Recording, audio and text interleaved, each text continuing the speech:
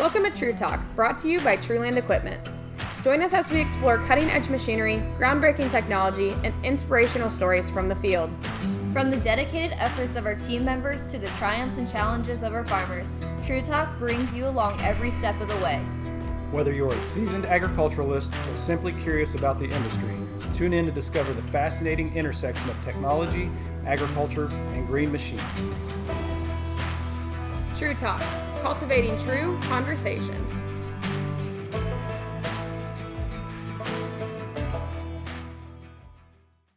Let's do this. Well, happy recording day to everybody out there. And happy Thanksgiving. Happy Thanksgiving. Yeah, it is. 'Tis the time of the season. Okay, roll call. Josh. Yep, I'm here. Hello. Courtney. Hey, everyone. And our special guest today is Chaela. Hello. Okay, you want to give him more than that? Yeah. Hey, everyone. I'm Chaela Taylor. I'm product and systems specialist for large grains for John Deere. So I get the honor to work with 4 different dealerships across Michigan, Indiana, and Ohio. And of course, TRULAND is one of them. So in my job, I kind of work with everything emerging technology-wise. So See and Spray, model year 25 combines, which is, of course, why we're here to talk today. Exact shot and anything kind of coming down the pipeline from a technology perspective. So really excited to be here today. A lot of exciting stuff coming. And we are excited to have you. That's right. Have another Purdue grad. Woohoo, boiler right. up. Friday was a good night. Last Friday. Yeah, It was a good night. The Alabama game. Yeah. Basketball was back. Thank We're goodness. back. Thank goodness. It's not back. It hasn't left. You're right. Yeah. Yeah. Okay, Thanksgiving plans. This is my derailment. We have to have a derailment question. Last time we talked about Christmas trees, a little out of the order of Going operations backwards. here. Yeah. Thanksgiving menu item. What are we looking forward to tomorrow?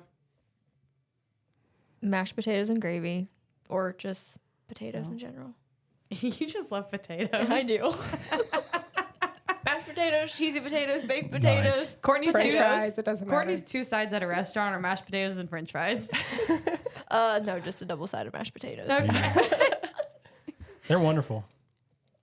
Okay. I have a hot take. I'm not a turkey person, but I really love ham with pineapple on it. So Nice. I'm looking forward to that. And Yeah. green bean casserole. Yeah, definitely a green bean casserole. So we eat dandelions, and that's my favorite, and that's just a thing. And Hold up, Interesting. what? we're not going to talk about it. No, that's like You a brought it up. intrigued. You opened the door. I know. Well, I have to tell her.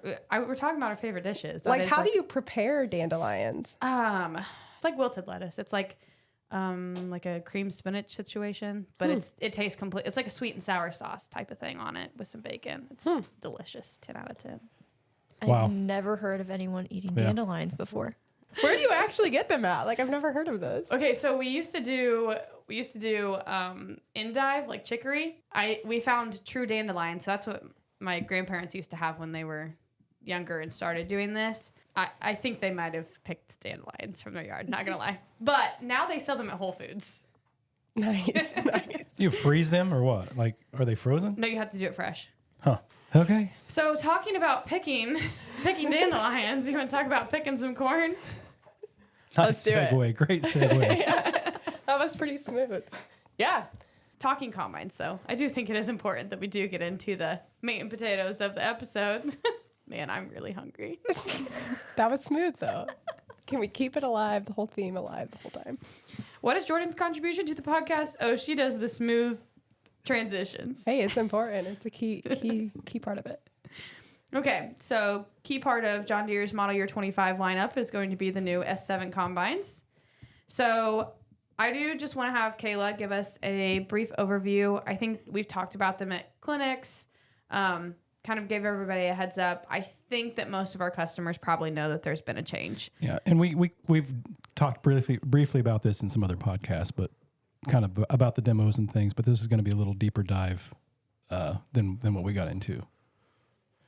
Yeah, for sure. So body styling, name and number system, that change. Just give us the rundown on that. Yeah, so if anybody saw any of the combines running around this fall, you might have looked at them and thought that they looked very similar to the X9, and that would be accurate. So we kind of first started by redoing the styling, and the body of the machine looks very similar to an X9, just, of course, on a smaller scale. So with that, you'll see some new decals along the side and things like that. But really, when it comes to the name and numbering, it follows a similar structure to our old S700 series combines, but we've changed it a little bit to kind of dissect the series, so S7 from the actual performance group or class size. So for instance, our last series of combines, the S700s were S780, for example. Now it's S7 800. So you have the S7 600, S7 700, 800, 900, and so on and so forth. So that's really where the changes come in. It does align very closely to the X9. So if you're familiar with the X9s that came out a couple of years ago, it was X9 1000, X9 1100, follows the exact same name and numbering structure of those. Yeah. And on top of that, we have some harvest changes, and we'll get more into these, but I personally am terrible about, I'll think that I have introduced something, and then I start talking very in-depth about it. So before we start doing that, do you want to talk about high level, the technology changes that come with it? Yeah, absolutely. So I would say that that's probably one of the biggest things with the S7s. It is, for sure, especially because we're on the IS department, IS team. For sure. We're technology heavy over here. Technology is key. So you'll see these technologies both in the S7s as well as the X9, so all model year 25 combines. And really what we're bringing here is predictive ground speed automation, so where we're actually seeing the crop before it ever hits that header, and being able to adjust the speed to ensure that we're keeping that combine as full as possible and making it as efficient as possible as well. And then we also have harvest settings automation. So that allows us to kind of set our limits for 3 different variables in terms of our sample within the tank. And then the combine will actually automatically adjust the settings within the combine to ensure that we are below that limit and getting the outcome that the operator and that the farmer really wants to see out of their grain sample. And thumbs up, by the way, on that, because, again, we demoed these and we talked about that in previous podcasts. And you talk about the two distinct things, the ground speed, keeping the combine full, and the grain sample, and that harvest, those harvest settings. And they both worked great. And I know that a lot of times when we get new technology to demo, there can be a lot of headaches and things, and sometimes you feel like the guinea pig, but this worked pretty well from the start. So thumbs up to John Deere for that. Yeah, I got to chase 6 combines myself across my territory this fall. And I mean, we had just phenomenal luck with all of them. And then kind of internally, we have some meetings as well each week just to make sure that we're all kind of talking and learning from what we're seeing across the country. And overall, just again, phenomenal demo season. It was really fun to be out there chasing the combines and getting to see what impact they're making. So It's fun when stuff works. It is. It's a blast. Yeah, honestly, I think that we have seen in the past that some products, and this isn't even specific to Deere, but some things when it comes to technology in that space come out before they're ready. It evolves so fast. Technology evolves so fast that sometimes you're the guinea pig, right? Yeah. It's the same way in the seed business too. Sometimes we're the guinea pigs. Well, and the nice thing about this is all it takes is some software, and there's a lot of bug corrections that happen with that. But this is just, I don't want to say ahead of its time, but it's almost like it is. The bar has been set so high just straight out of the gate after seeing it run this fall. It's phenomenal technology, and it performs exactly like you'd expect.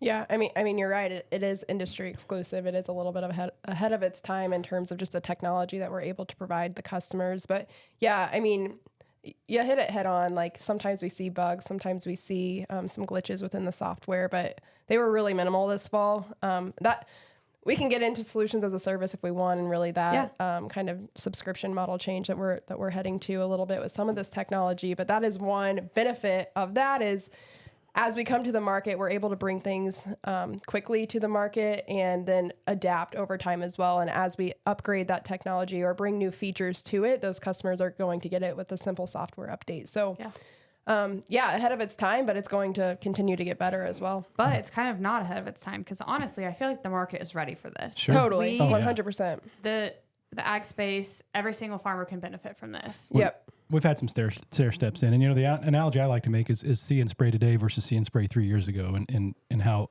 unbelievable and how quick we've progressed in that see and spray technology. And this combine started out on a really good foot, and it's going to just get better and better. Even as I was out in the cab with customers this fall, yes, the technology worked well, but it's awesome to kind of get feedback from customers of maybe what they'd like to see with technology, and then we can part of my job is literally taking that feedback from both you all as dealers as well as customers that I get to interact with straight back to the factory and kind of prioritize that to ensure that we're bringing those features to the customers and continuously adapting. So, and I feel like there's less hindrances when updating the new technology and the new software system versus what we've seen with Combine Advisor in the past. So to update Combine Advisor, that was a completely different process than it is going to be to update your predictive ground speed automation and that software. So that's also a huge benefit. And that comes with, not only are we talking solution as a service, but just the longevity and sustainability of this technology. 100%. Yep. Automation at its finest, really. And it worked. It worked. I think that my favorite story is when Chad, our one of our team members, said in soybeans, that combine, you could have almost taken that grain sample out and put it in the planter and planted it. That's how clean it got by automatically adjusting like that. So that's nuts. Yeah, it's amazing. Do you want to talk about some of the direct comparison with Combine Advisor versus our technology lineup for 25? Yeah, totally. So we can kind of start with Combine Advisor, which I'm not sure how familiar all the listeners are here, but Combine Advisor is really the technology that we had in kind of model year 24 and older combines. And it was really a suite of various technologies. So the two that I will kind of call out and talk through today that directly compared to model year 25 would be Harvest Smart as well as Auto Maintain. So kind of starting with Harvest Smart, it was similar to predictive ground speed automation, but really take out the predictive ground speed. But not speed. at all. Yeah, right. Yeah. So really Harvest Smart was ground speed automation, but really that combine was adjusting after the crop was already into the head and into the feeder house and kind of being more reactive. So to be honest, a lot of the times we heard from customers that it was pretty jolty in comparison, especially in comparison to predictive ground speed automation, which we'll get to that in just a second. But the second technology from Combine Advisor would be Auto Maintain. And really with Auto Maintain, the operator would get into the cab and they would kind of dial in the combine to what they wanted to see, get that sample where they wanted it to, get the loss where they wanted it to be at. And then they would basically have that combine keep it at that level and the combine would adjust accordingly. But again, that required a lot of the dialing in from the beginning from that operator. As we transition to model year 25, with predictive ground speed automation, we're actually using satellite imagery as well as some forward-looking cameras that are on top of the cab to look 28 feet in front of the header to kind of see what is going to be coming into the combine and slowing down or speeding up before the crop ever hits the header. So we're able to be a lot more proactive than reactive. And I know, Courtney, you were in combines a lot this fall, and I'm not sure if you guys had the opportunity to sit in them, but it is crazy how different it is and just how much smoother of a transition it is compared to Harvest Smarter, that ground speed automation. There were times you had to look at the actual speed of the combine to know that it had changed. Yeah, 100%. Yeah, that's how smooth it was. Yep. Yeah. And then the second thing, as I alluded to earlier, would be harvest settings automation, which would be kind of comparable to Auto Maintain. So for harvest settings automation, you could set your 3 limits for broken grain, grain loss, as well as foreign material. Basically tell the combine what is your tolerance for those. And then the combine completely takes over and automates everything to ensure that we're keeping below that limit. So so we set those for 0, right? Yeah. Yeah. If only in a perfect world. No. So what's kind of interesting about those numbers is that it's basically a scale and those numbers really mean nothing. So that was one thing that we had to kind of overcome a lot with the customers this fall, especially on grain loss. Yeah. You put in 2 and in their head, they think, oh, that's 2 bushels an acre. Yep. No, that's not at all what it is. And actually 2 could mean something completely different on the east end of the field compared to the west end of the field, for example. So you do kind of have to monitor that limit, and it will impact or it will change depending on the variety or the location of the field, things like that. But overall, no, you can't set it to 0. Long story short, you have to be a little bit realistic that a combine can't get things perfect. But again, you can set it. I think, Courtney, on the combine that you and I were with, you were with all fall, and I got to join you on a few. We were keeping those limits pretty low, like below 1. I couldn't believe how low it was because preseason we were like, you need to have some realistic expectations. You are going to lose some grain. You are going to have some foreign material. And so I was expecting 3 to 5, and when I got in and saw that Joe and Courtney had those set way lower, I was thoroughly blown away. But yeah, it performed. I think too, this is a good example, like you said, for that maybe specific field, we were able to keep it low. You all, I believe, came to our Fair Oaks training. So for the listeners, the John Deere field team kind of puts on a Fair Oaks training for our dealers where we just get to allow them to get some time around the machines. And our limits at the Fair Oaks training was 7, and we were still getting minimal loss. Yeah. So again, those numbers are pretty arbitrary. You have to change those based on the field. They really, not to say they don't mean anything, but again, it's just kind of it's all relative. an arbitrary number. Yeah, it's all relative. That's a good way to put it. So just a good example of 7 might be the same as 1 in some fields. Yeah. Yep. And I think this year, I don't know if it was the combine or if it was just across the board. Mr. CCA over in the corner can maybe allude to this, but just variety specific performance was just through the roof this year. So I think that we saw a lot of that. Well, it just goes to show that the technology's got it doesn't find its spot and just stay there. You're always going to have those differences in varieties, differences in fields and soil types and performance. And it was impressive. To me, there's I don't know if it's a little bit of an elephant in the room. We have a lot of customers that, and I get it, that say, hey, I don't need this. I know how to set a combine. I've been running a combine. And we get some of that. And to me, it's trying to encourage them to try it. Like, I get that, but this technology is unbelievable what it does better than I believe a human can do. I mean, I saw it. You guys all saw it. I mean, we've got some really good operators out there, but this was even better. I mean, it was. And we got to get through that, break through that with some of these guys. Yeah, I think to that point, at least my dad, I'll pick on him a little bit. He might set the combine when he first gets into a field, and then he runs on the same settings for the entire field. At least you said field and not harvest season. Well, maybe I was giving him a little bit too much credit,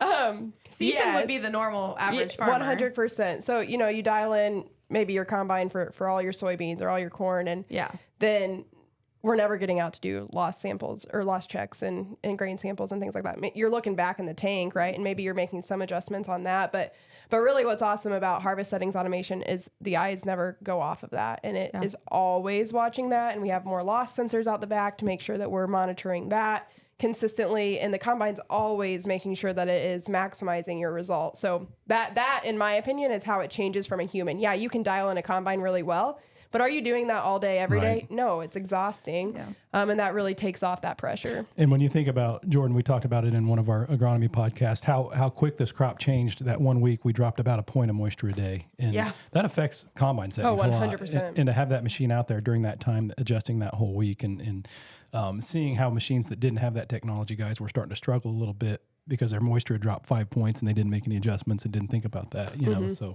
we had some examples of that this fall. Totally. And, with guys not taking their stuff and running it through the dryer, because there's a lot of guys that took stuff straight in. Yep. Or, if they didn't, they were playing around with adding moisture back in the corn. I think one thing that was really interesting, talking about how well this technology does, is one eye-opening experience that I've had, or that I had this fall, is with multiple customers. They were looking in the back and they almost thought we set our foreign material limit too low because, of course, when you take it to the elevator, you have that limit until you start getting docked for FM. And so some customers were like, this thing is getting it way too clean and, taking away a little bit of our weight. So the technology works really well.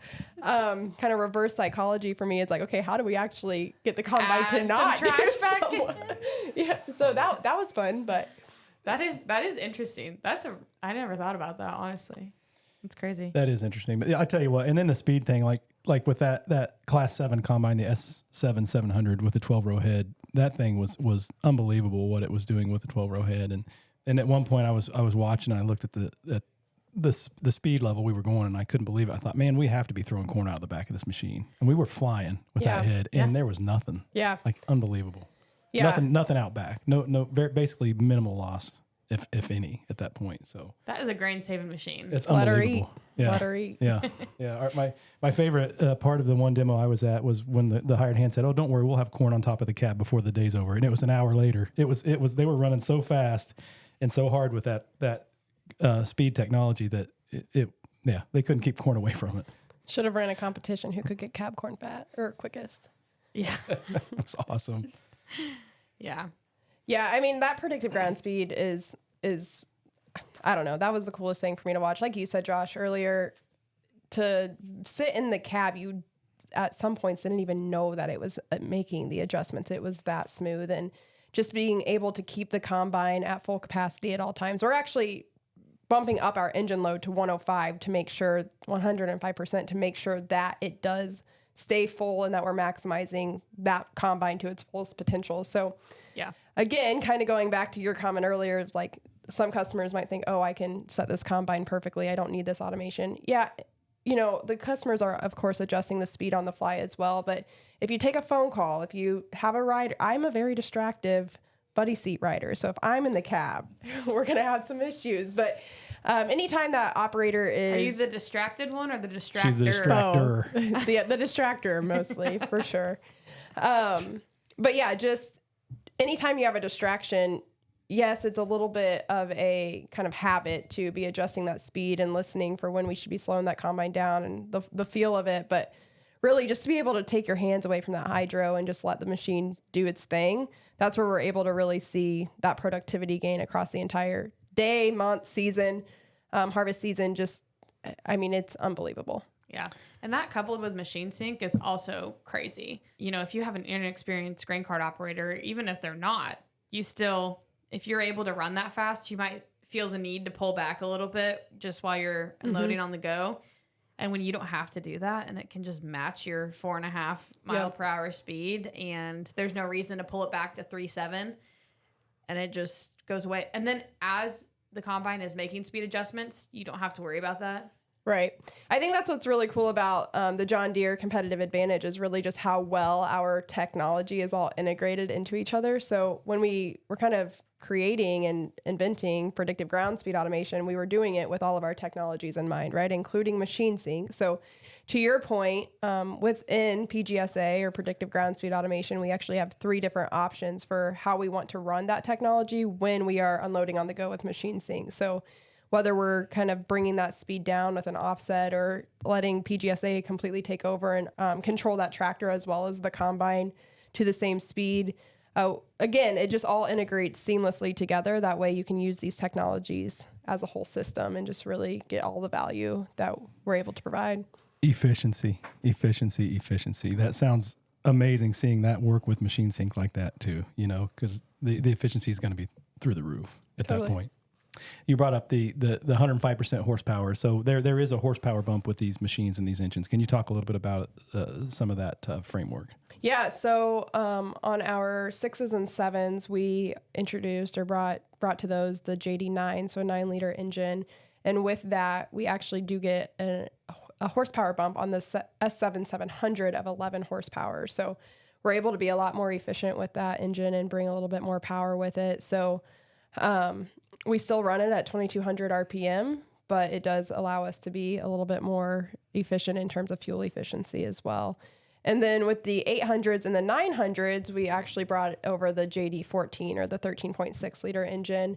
And with that, we're also able to see a fuel efficiency increase of 10% over the previous S780 and S790 as well. And then we actually increased our torque on that one as well. So we get a 10% bump in our torque as well. And then we actually bring down our engine speed to 2,000 RPM. So there are definitely some changes with the engines.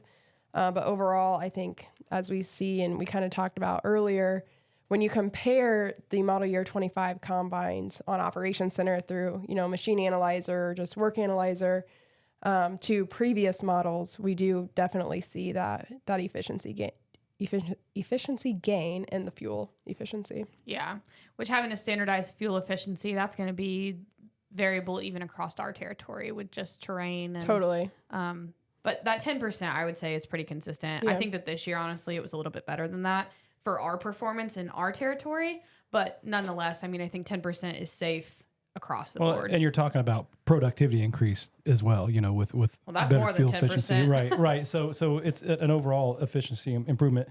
I think that's one of those selling points again to that individual that says, hey, I can set my own combine to take advantage of this technology and have the fuel savings and the productivity increase. There are some things there that are really truly influencers in getting those people to give this a try.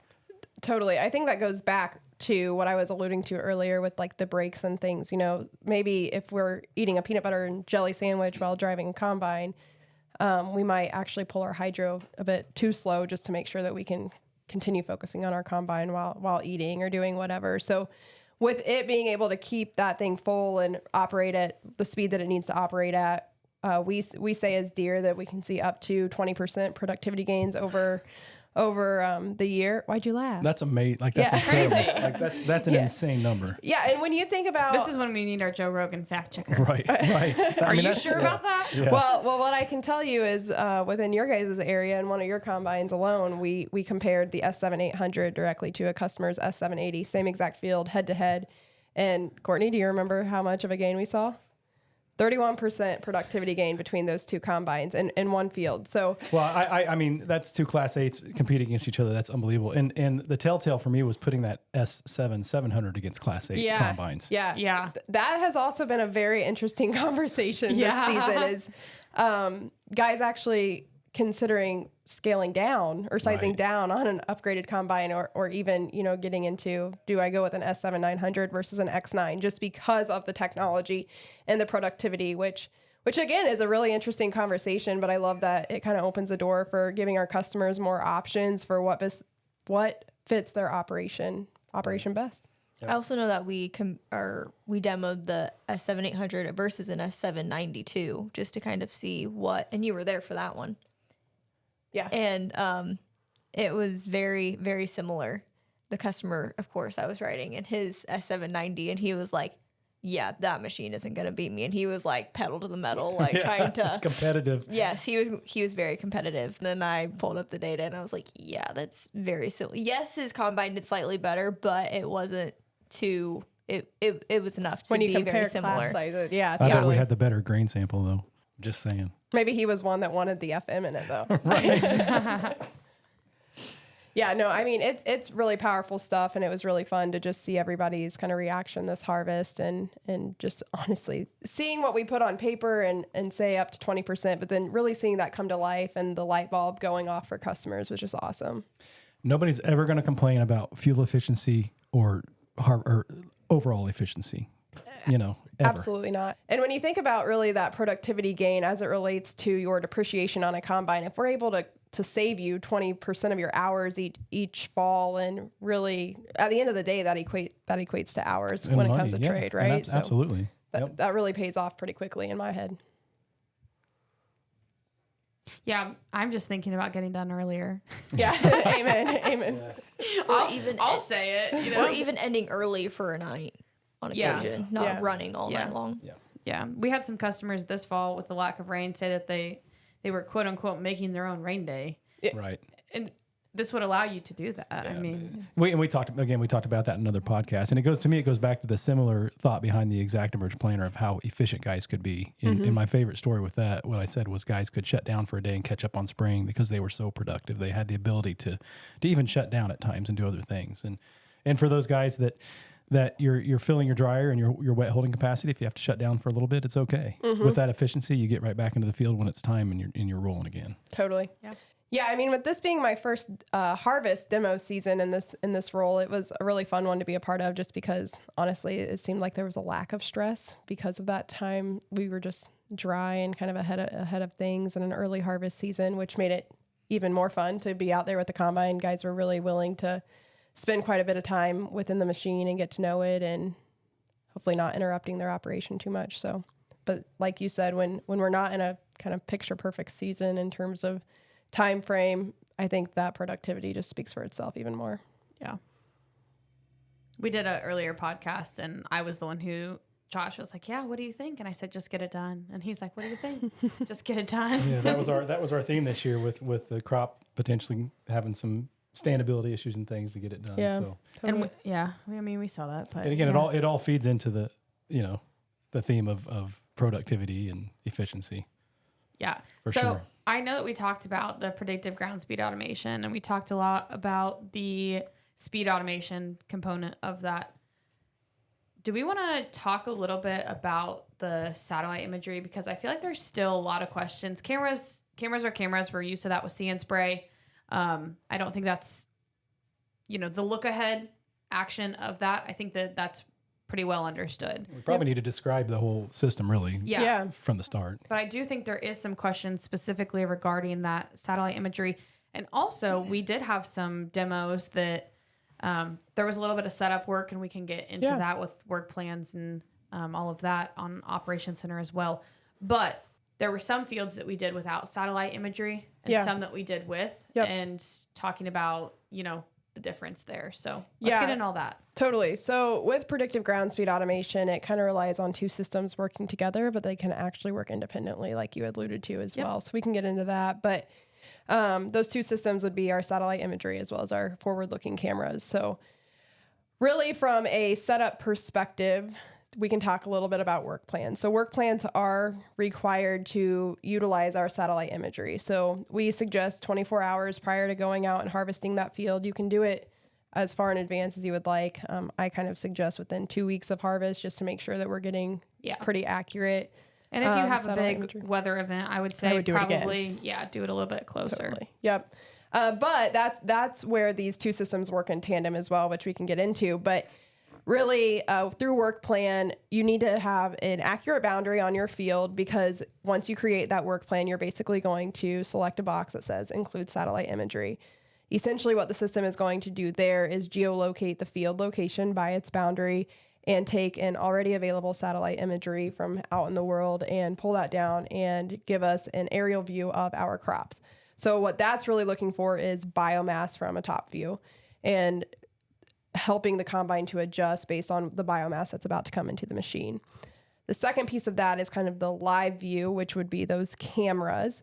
And that, again, is looking 28 feet in front of the header to make sure that honestly, I kind of think of it as calibrating itself with the satellite imagery. And in the instance of, say, a wind event where maybe your satellite imagery was taken before those cameras would really look at that crop and kind of override the satellite imagery to make sure that we are still adjusting for that down crop. Yeah. However, we saw this a little bit with our demo combines. Is it does take time once you get into the field for those satellite imagery to kind of calibrate itself with what we're actually seeing in the field. So to put purpose behind that image, it can take up to 10 acres or so. So while it's doing that, predictive ground speed automation will run on the cameras alone, and really just be just as accurate as when both two systems are working together. It also works the opposite way. If we're in really dusty conditions, say we're in a soybean field that, those cameras get covered, the satellite imagery takes over, and that becomes the primary decision maker for how that combine reacts with predictive ground speed automation. So ideal world, we're using both in tandem, but certainly still works very well when using the two systems independently. There's some pretty incredible stuff going on there for sure. So, and there's a lot going on there. I mean, I obviously didn't want to interrupt Kayla, but that was a long-winded response, but not overly stated at all. Right, so there's just a lot of different components going on there. The one thing I do want to call out, you said work plans. So you're checking a box on work planner. So we've seen for a long time when you go in and make a setup file, it says work planner is the new setup file creator. Yep. So we need to start transitioning to that. We saw that with crop planner in prior seasons, prior years. So typically when we're getting that announcement on Operations Center, it's because something's coming and a change is happening. Well, this is that change. So that is required to be sent through a work plan, but super convenient because we can add in our AutoPath files that way. And it is just a complete package bundle of everything that you are going to do and need to do in that field for every piece of machinery. right. And fall it's a little simpler in the fall than it is the spring. For sure. So it's a good, fall is a good time to get kind of used to how work planner works and that all that surrounds it and adding that imagery in, again, very simple for what that does, a very simple step in work planner. Yeah, right. And to your point, Jordan, work planner is not going to go away. So it is going to be. But it shouldn't. It's so easy to use. Totally, yes. Especially, in my opinion, when you compare it to setup file creator. But it is going to be a lot more integrated into a lot of the technology products that we continue delivering, such as model year 25 combines. So yeah, you hit the nail on the head that is essentially the enabler of a lot of these technologies. Which it's probably for the best. I mean, you have to think about the size of these files that we're sending. Correct. How big of a flash drive would it take to be making more than one of the, like how many acres could we actually transfer in terms of work plans when we're sending so much data versus what we were with a setup file? Yep. Yeah, and I love that we can just kind of, and you could do similar things with Setup File Creator too, but with Work Planner, it just is so seamless to bring in your variety locator files and just make sure that we're beyond enabling the technology, it also just ensures that we're documenting correctly. That way we have really good, accurate data that you can make decisions on each season. Well, and I mean, we've said for, I don't even know how long since I started here, Operations Center is really your data hub. So, Sure. Yep. and data goes out, data comes in, data goes out, data comes in. And it's a synonymous process that occurs season after season. And there's no more worries about, is my display going to get full, or what happens if I have to, trade tractors in the middle of a season. It's all right there. You just push the same files out to your next machine and via our lovely MTGs and modems. And it's just a seamless process. Seamless. Yeah. Efficiency, seamless. Keywords. Productivity, you forgot that one. Said productivity or connectivity? I was thinking connectivity. Oh, that one too. Yeah, connectivity is a game changer. All on- the on buzzwords. everything, right? Okay. And also- just kidding. So obviously we're talking about a lot of technology here. Is this combine for everybody? Yes. One word answer, yes. I'm like, is this a trick question? Yeah, I do think the combine is definitely for everybody, but let me also kind of say there's 3 technology packages to really equip everybody with what fits their operation best. So we have Select, we have Premium, and then we have Ultimate. And as you kind of think through the various stair steps, if you will, for those technology packages, it really comes down to what outcome do you want to see. So I can kind of go through those various technology packages if that makes sense, but kind of your in-base technology package would actually be Premium technology package, which with that one you would get your ground speed automation. Keynote there is not your predictive ground speed automation. So kind of like your Harvest Smart. You would also get your terrain settings. But improved Harvest Smart, nonetheless. Yeah, fair enough. Yes. So yeah, you would get ground speed automation, and then you would get your harvest settings automation as well. So where you're going in and setting your limits. And then you could upgrade to Ultimate, which is really where that predictive ground speed automation came in. So if you wanted to get those productivity increases of, again, up to 20%, like we were saying, that's really when you would need to advance that Ultimate technology package. We also have our Select technology option, which is really just our ground speed automation. So you don't have terrain settings automation, harvest settings, or predictive ground speed in that one. So that's really just kind of the basic. No tech. frills. Yeah. That would be our base model. Totally. Yeah. And that's where I go back to, is this combine for everyone? Correct. Yeah, totally. Yeah. You can really adjust your choices on the combine from a technology perspective based on what you want. But at the end of the day, the combine is designed to work for any operation, large or small. We're kind of getting into like a buffet selection here of what do you want on your combine and what do you maybe not see the need to pay for. And some of the nice things is there's some technology options, especially now, where you might not need it now, or you might not see the value in it now. Or you might be leery to be a first-year user because of the technology. Yeah, precision upgrades is obviously a hot topic right now, especially in the market that we're in, just with used equipment and maybe some hesitancy to purchase new equipment. Precision upgrades is a really great option to bring your whatever machine it is, whether it be a combine, planter, whatever it might be, really just take it to the next level without having to fully upgrade to a brand new machine. You kind of get a brand new machine just on kind of an older frame in some situations. But one thing I will note with the model year 25 combines, if you were to order it with the premium package, you can't at this point upgrade to an ultimate package. So you can't add the cameras. So if you wanted predictive ground speed automation, you would want to order that combine with the ultimate tech package. Correct. So talking about pucks, do you just kind of want to go like a little bit more in depth about what different options there are with this new machine? Yeah, so I think two things that we bring with model year 25 that have actually historically been pucks, but you can get from the factory now are our adjustable spout as well as cross auger shutoff. So with the adjustable spout, that's really just, of course, at the end of the auger on the combine, you're able to kind of variable that position of the spout up to 14 inches. Super nice with machine sync. Oh, absolutely. Yeah. I was thinking the same thing. Yeah. Again, it's all integrated together. Yeah. But yeah, just making sure that we're able to get that grain right where we want it in the grain cart when we're unloading on the go, or even if we're loading directly into the truck. So that used to be only an upgrade through Precision Upgrades, but now we're actually able to order that directly from the factory. And the same goes with our cross auger shutoff. So I ran the grain cart a lot as a kid, and my dad always yelled at me if I didn't empty out the auger before I shut it down.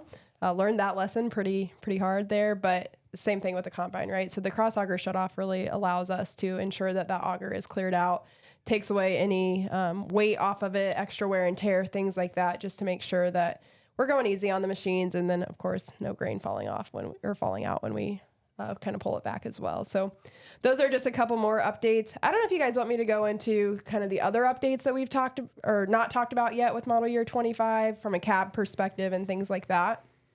Yeah, I mean, I think that it'd be good if you just give a highlight reel. Yeah, sure. So we don't have to pull out specs or anything. Okay, good. Those are available online.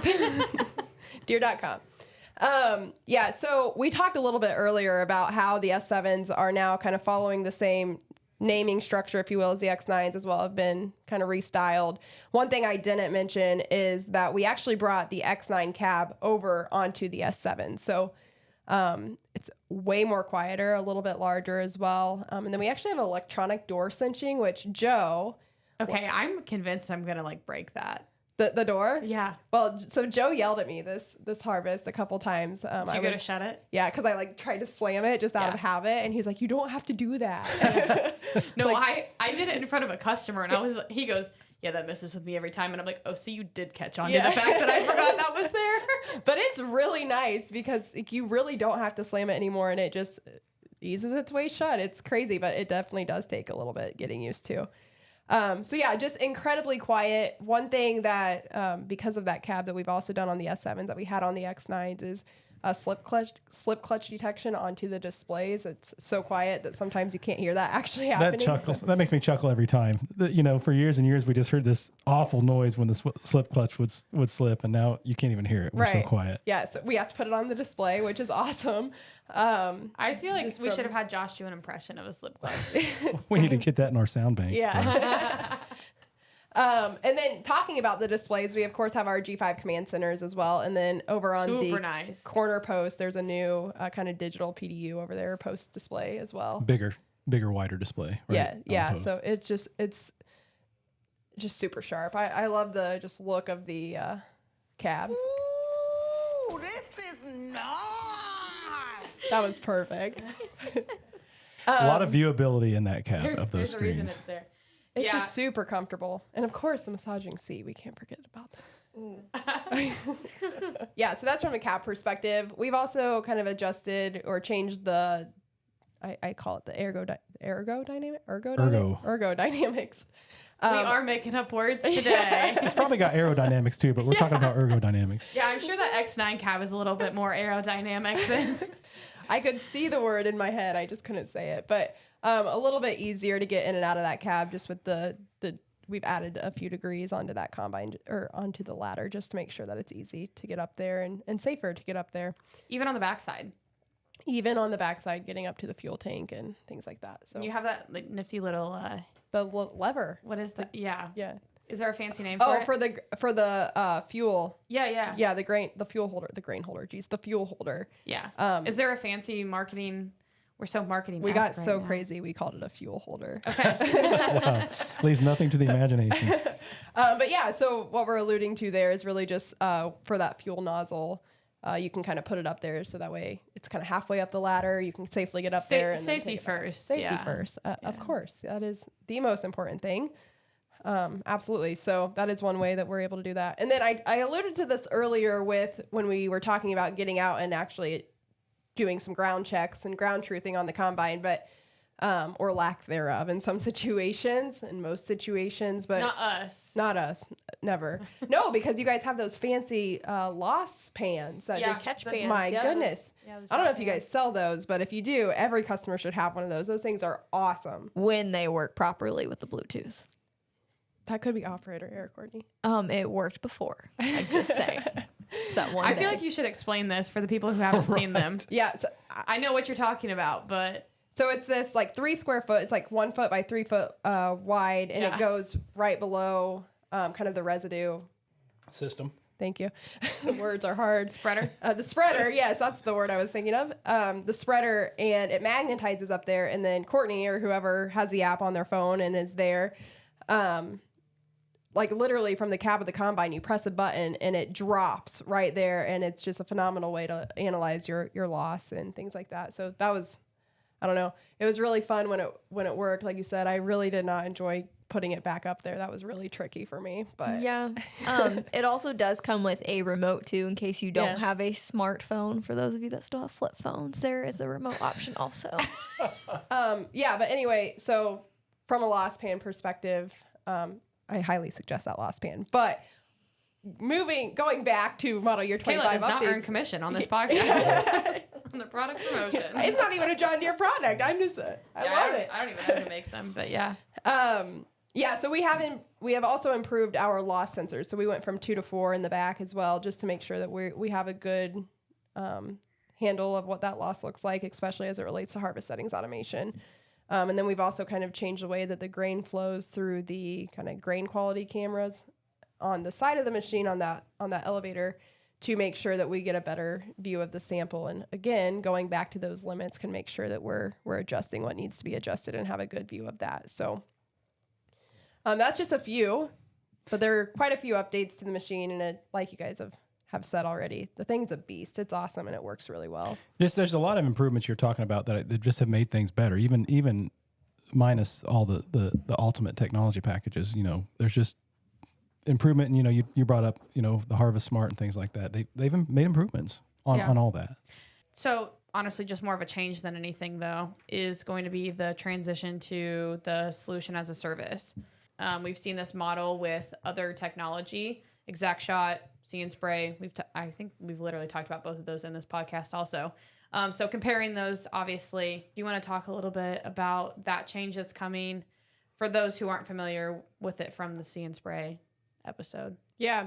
So I would argue that it actually is for the better for our customers as well as for you all, honestly, because it. Well, I agree, but people are going to believe it more from you than me.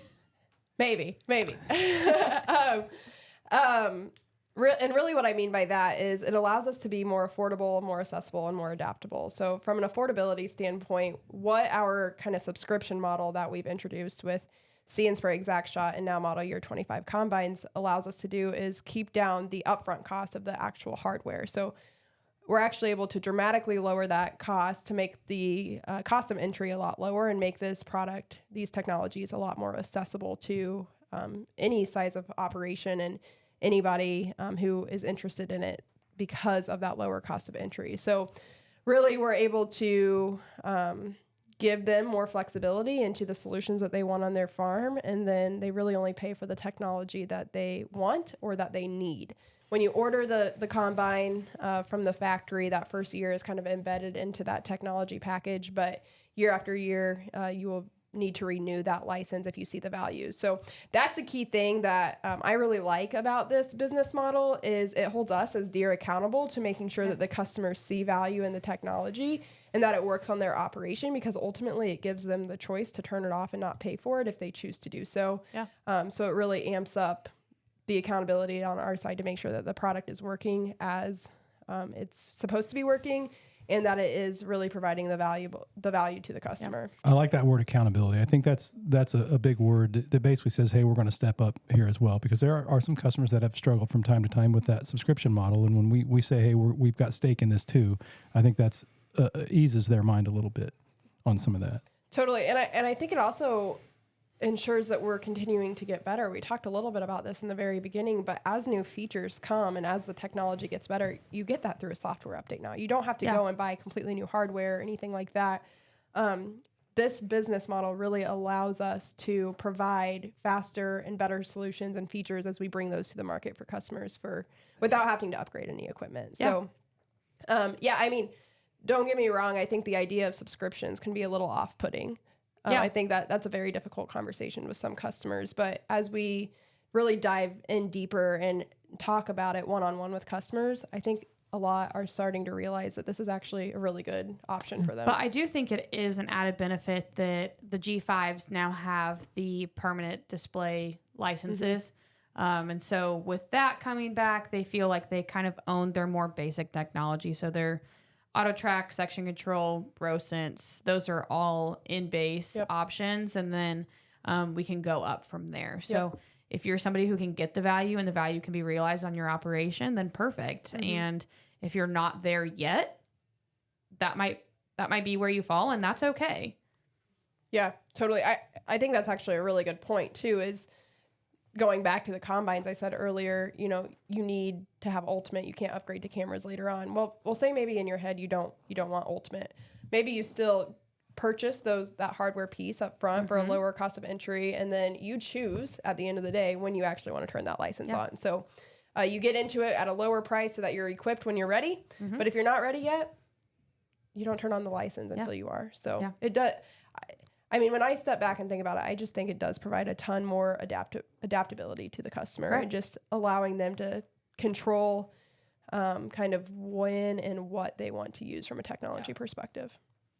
It is. Yep. So the options are there. The customers have options. And again, we all have a piece in this. We all have to step up to the plate. But the bottom line is, to me, that this technology, when they are stepping up and they want to invest in this stuff, it's delivering right now. And the stuff we've got on tap or that has recently come out, and again, we talked about See and Spray and some other things. You brought up Exact Shot. I mean, this technology is working, and this latest round of stuff we've got to work with is delivering big time. And this Model 25 combine is fresh on the mind, but at the top of the list, in my opinion, is again, thumbs up. 2 thumbs up. 2 thumbs up. Double thumbs up. Yep. Do we need to take a picture of Josh this time also? Woo! Do you just get these off the internet, or where do you? That's actually you. That's high school basketball games. Yeah, I recorded that at a no. Some of this is included with the equipment. Yeah. Oh, nice. Except for the This Is Nice one. That's a Jordan exclusive. Ooh, this is nice. That's the Jordan button right there. Yeah. I love it. That's all I have to say. Yeah, good stuff. I think we And good job. Thanks. Thanks for joining us today. Of course. Yeah. I Thanks can for having me. go kick back, relax, and think about me eating some dandelions.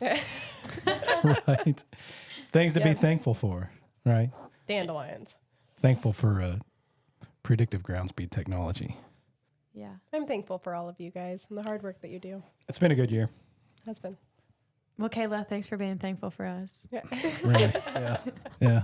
How many times Low can you say thanks expectations. in one sentence? Thanks. We're glad to have you on our field team, Kayla, for Thanks. sure. You've been a great asset for us. So How long have you been here? 7 months. That's it. Yeah, I know. Believe me, it seems like forever for me too. No, I'm just kidding. Yeah.